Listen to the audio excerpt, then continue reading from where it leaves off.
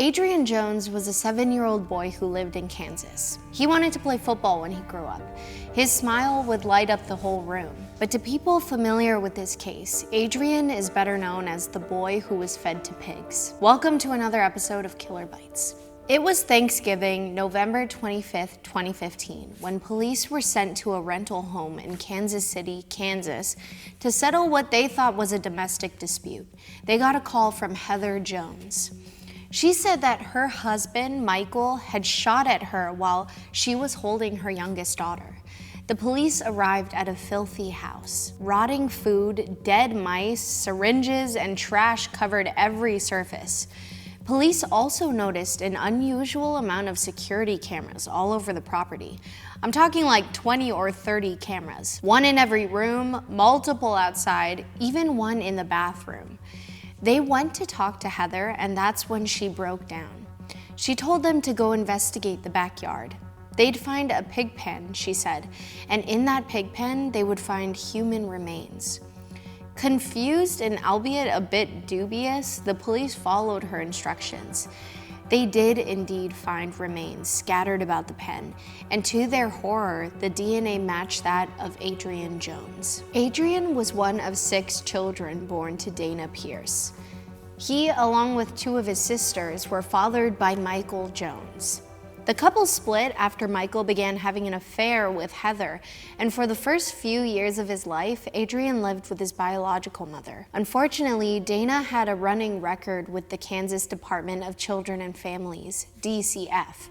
She'd been reported for lack of supervision, truancy, and even suspicion for taking drugs while pregnant. In 2012, the children were removed from the home by DCF. At the time, Adrian's maternal grandmother, Judy Conway, expressed interest in caring for the kids. She was able to get custody of the children that weren't Michael's, but because he was their biological father, Adrian and his 2 sisters were sent to live with Heather and Michael along with their 3 other daughters. Still, Judy kept in contact with Adrian as much as she could. Michael and Heather decided to homeschool the children, making visiting difficult, but Judy was able to see the family during the holidays.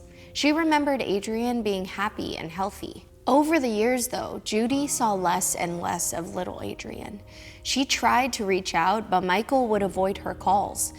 Then in 2014, she got a call from Michael telling her that Adrian was in a psychiatric hospital. He claimed that Adrian was a danger to the other kids and was exhibiting sexual predator tendencies. But Judy couldn't believe that her grandson would do such a thing. Again, she tried to get in contact with Adrian, and again was met with pushback from the hospital because she wasn't Adrian's immediate family. He was diagnosed with post-traumatic stress disorder and spent a few months in a residential treatment center. Around this time, Heather was pregnant with her 4th child, another baby girl. Michael and the family moved into a rental home owned by Jennifer Hovers.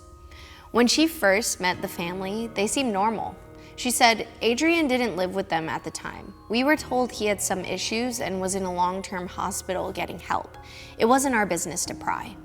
And you would think that Adrian was in the perfect place to get help and escape his horrific situation. Hospital employees made notes in Adrian's file that he was lively and curious during his stay, but when Heather and Michael came to visit, he would become quiet and sullen. They even had notes documenting Adrian saying, "My daddy keeps hitting me in the head and punching me in the stomach, and my mom keeps pulling on my ears. It really hurts." Yet, despite this behavior, Adrian was released back to Michael and Heather. All they had to do was promise that they would follow an aftercare plan. And when Adrian heard he was going back to live with his father, he actually started biting himself. How is that not a big red flag?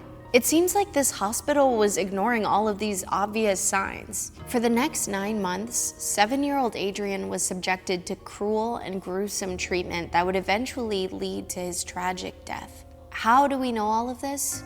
Remember all the security cameras in the house I mentioned?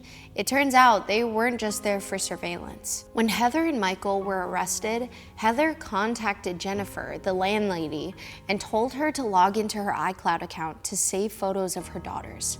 A seemingly innocuous request. However, when Jennifer logged in, she found what was being captured by those cameras, and it wasn't family photos and childhood memories. What she found were disturbing and graphic photos documenting the abuse and torture of Adrian. I want to warn you that you may find what you're about to hear next extremely disturbing and upsetting. Adrian was experiencing physical, mental, and emotional abuse from Michael and Heather on a regular basis. These punishments ranged from being strapped onto a table and beaten with a broomstick to being forced to stand neck deep in dirty pool water overnight. One witness, a coworker of Michael at the time, even said he saw Adrian standing outside in the middle of January with his hands up in the air. He was only wearing pajamas and he stood there for hours. Standing outside all night is one thing, but January in Kansas is freezing, and Adrian was only 7. In a surveillance camera video, Adrian was chained up in the backyard. He was forced to use his mouth to drink from a bowl of water on the ground. Another showed him bound to lawn torches. He walked aimlessly for hours on end, unable to sit or lay down. There was even a video of Heather watching the footage with her other children. As Adrian ate from a bowl of dirty applesauce on the ground, being treated like an animal, you can hear her telling her children that the food is full of bugs and dirt and that Adrian is nasty. And it doesn't end there. There were handwritten notes documenting the abuse that dated all the way back to 2012. Jennifer found Facebook messages Heather sent where she shamelessly mentioned some of the ways she tortured Adrian. In one, she wrote, "Just strapped the boy to my inversion table with handcuffs and ace bandages and put him downstairs." The boy.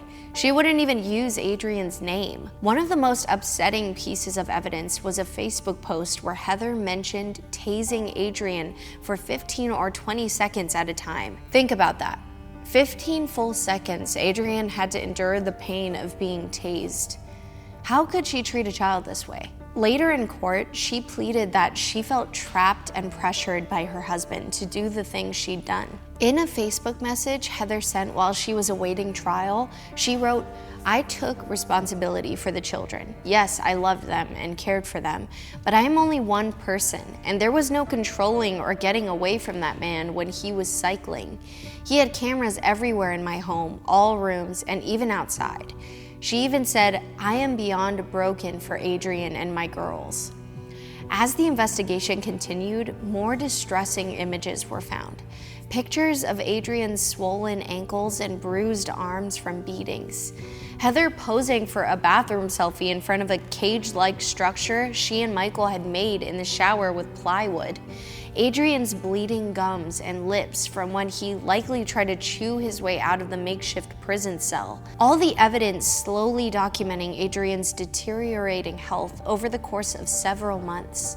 A surprising discovery was made when police were reviewing the footage and saw another adult in the house that wasn't Michael or Heather. A surveillance video showed Adrian sneaking into the kitchen to get a bowl of water. He was very thin and weak. Suddenly, a man enters the room, at which point Adrian hides behind a cabinet and escapes unnoticed. This man was Willie Flowers, Michael's brother and Adrian's uncle. Flowers was living with the family and would occasionally watch the children when the parents were away. However, the police couldn't find any evidence that linked him to the abuse. Believe it or not, it's not a crime to live in a home while a child is being abused or even tortured and killed. Based on the footage, Adrian spent the last few days of his life stripped naked and trapped in the shower cage. He had become so weak he couldn't even support himself, and eventually his parents just strapped him to a chair and left him there. One of Adrian's siblings told the police that she even heard Adrian's screams through a vent in the house. He would cry and yell, "I'm going to die." And you know what his parents said in response? "Suck it up. That's terrible." Sometime between September 18th and October 4th of 2015, Adrian died. Investigators believe that his body was left in the shower for 2 weeks. Then, Michael and Heather bought 6 feeder pigs. Michael confessed that he intentionally didn't feed the pigs so that they'd be extra hungry. He then tossed the body in the pig pen, trying to erase all evidence of how he had tortured his son to death. It would be another 2 months before Adrian's remains were actually discovered. When prosecutors saw this case 2 years later, they called it one of the most heinous crimes they'd ever seen. Both Judy and Dana were present in court. Judy recalled the last time she saw Adrian.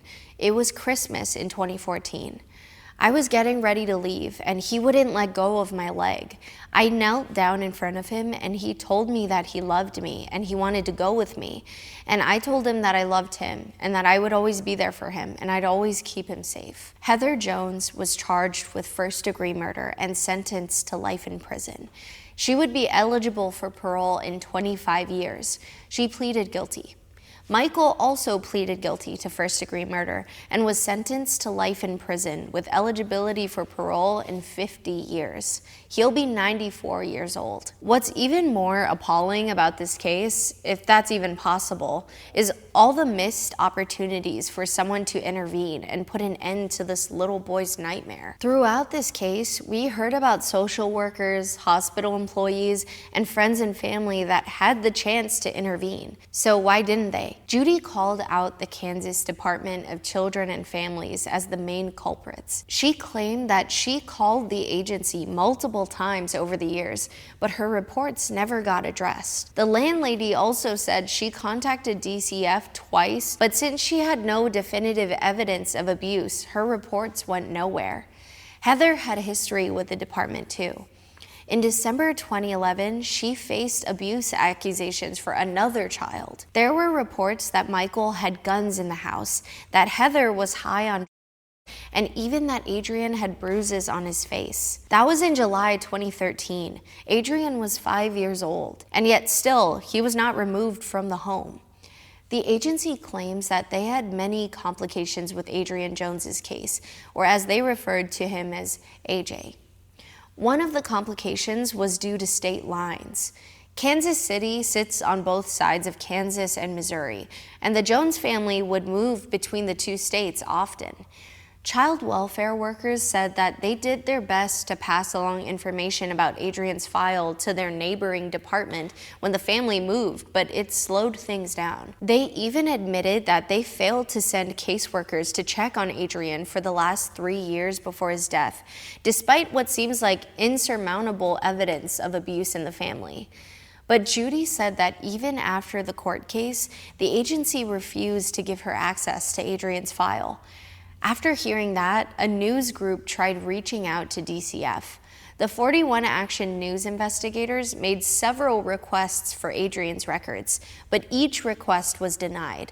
They were even denied to meet with the department's secretary at the time. Unfortunately, this isn't the first time the Kansas Department of Children and Families has been under fire for these types of accusations. A former deputy director of the department said that anytime child death cases came up, the department would try to keep them out of the public eye. So much so that in 2004, Kansas enacted a law stating that when a child was killed or nearly killed from abuse, the files were required to become public record. At the time, since the law was enacted, DCF had received 15 requests for files relating to child's deaths or near deaths, yet the agency had only fulfilled 2.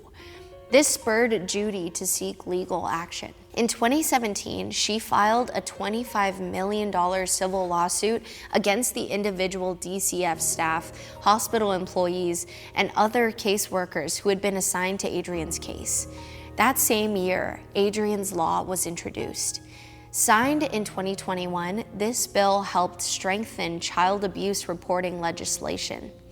In the state of Kansas, it is now required that the Kansas Department for Children and Families physically view a child who is at risk for abuse when visiting a home. After years and years of litigation, Judy's lawsuit finally came to a disheartening close in March 2022. The social workers were protected by official immunity.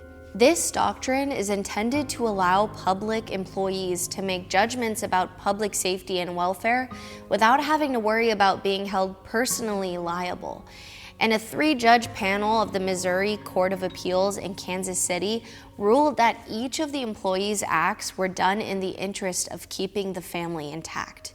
Judy says she still sees Adrian in her dreams. She dreams of going to the house, wrapping him up in a blanket, and taking him home with her. As we're walking away, he says to me, "What took you so long, Nana?" Although Adrian's law is just one step in a very long process, a piece of legislation like this likely would have saved Adrian's life. It reminds us just how important it is to report any signs of child abuse. A presiding judge, Mark D. Pfeiffer, wrote, "Our system let AJ down. Let us never forget AJ's story. Let us all learn from it. Let us all be resolved to never let it happen again. To AJ, may your soul rest in peace." Do you agree with the court's decision? Are these social workers deserving of immunity? Should they have been held personally accountable for what happened to Adrian? Tell me what you think in the comments below. I'm your host, Brandi, and thanks for tuning in to another episode of Killer Bites.